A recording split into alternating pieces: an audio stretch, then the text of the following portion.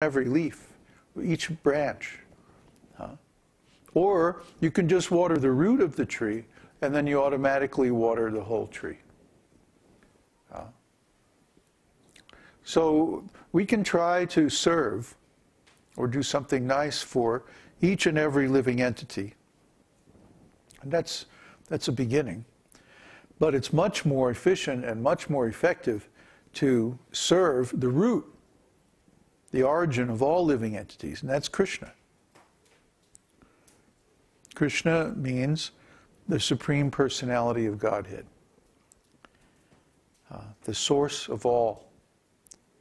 Krishna, the word Krishna means the source of all pleasure, the reservoir of all pleasure, the origin of all enjoyable things.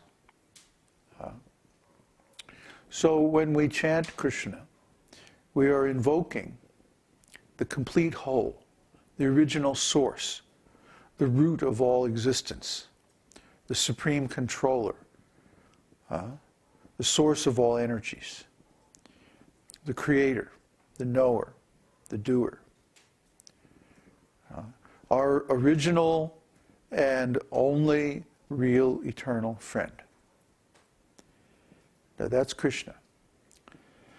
So then, when we try to help others also know Krishna, we do the best welfare work, the best relief work, the best karma.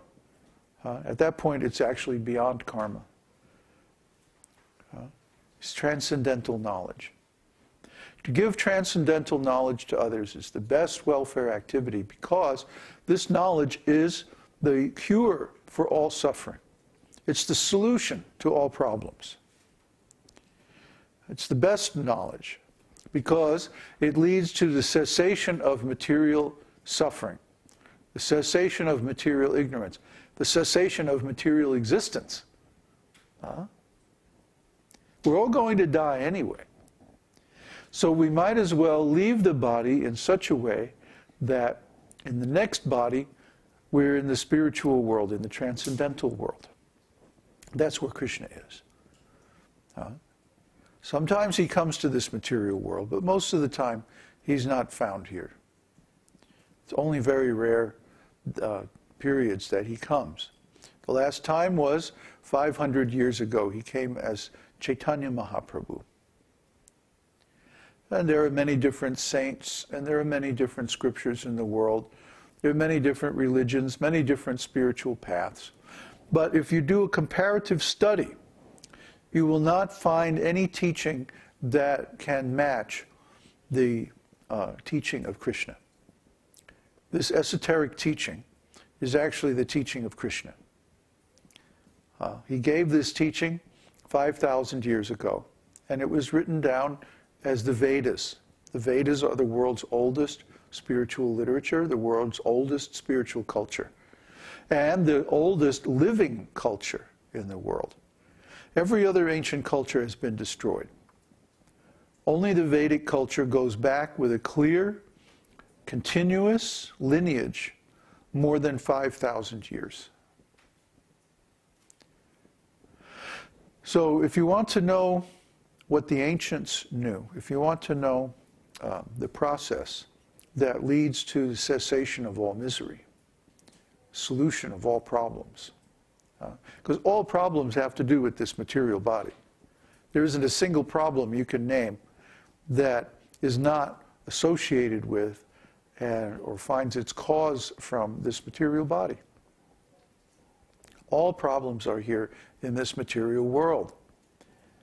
If you leave this material world and you go to the spiritual world, the world of pure consciousness, there are no problems. There's no scarcity. There's no ignorance. There's no difficulties. There's no birth or death or sickness or old age or any of those things. Those are only in the material world because of the material body. So why would you want to stay in a place where there's so many problems when you could easily transfer your existence to a place where you're already at home, the spiritual world? You're already a spiritual being. But because you're trapped in this body and you identify with this body, you think you are this body, Therefore, you're affected by all the problems that affect this body.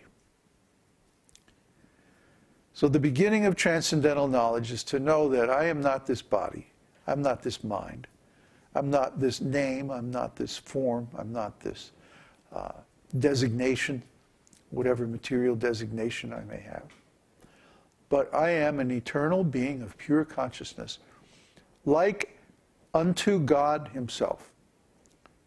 The only difference is I am tiny, atomic, and God is unlimited, oceanic. So once we know this, and then we begin to act on this knowledge, we advance in spiritual life. And we eventually get to the point where we realize our actual spiritual existence. Not just as knowledge, not just as a theory, not just as a philosophy, not just as a spiritual practice, but as our actual native consciousness. And when that happens, we attain self-realization. That is the aim of spiritual life. That's actually the aim of human life. So when we attain, then at that time we're fully cured from the disease, and we can get out of the hospital. The doctor will clear us for to go home, back to our original existence, back to the spiritual world. And that's the purpose of this esoteric teaching. That's what we're doing here. That's why we're here. That's why we hold these meetings. That's why we study all these ancient books, chant all these mantras, do all this stuff. It's a science. It's quite an elaborate science. And in our other classes, we go quite deeply into the complexities of this science, because in the West we don't know much about consciousness. Consciousness is very, very complex. Consciousness is much more complex. The world of consciousness is much more complex than the world of matter.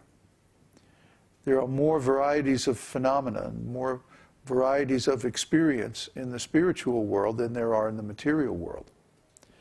Because the spiritual world is the origin of the material world. The material world is a subset of the experiences that one can have in the spiritual world. That's the way it has to be.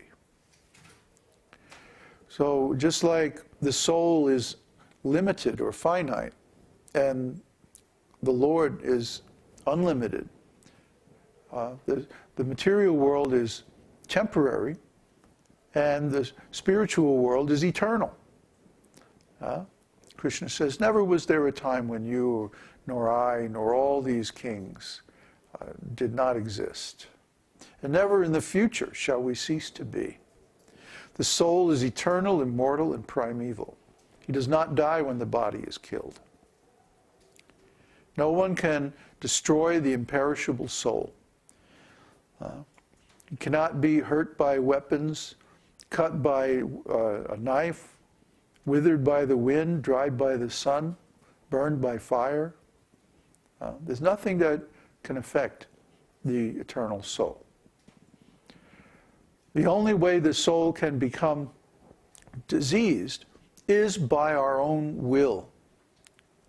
If we try to do something that is dangerous for us, we can become covered by ignorance because of the reaction.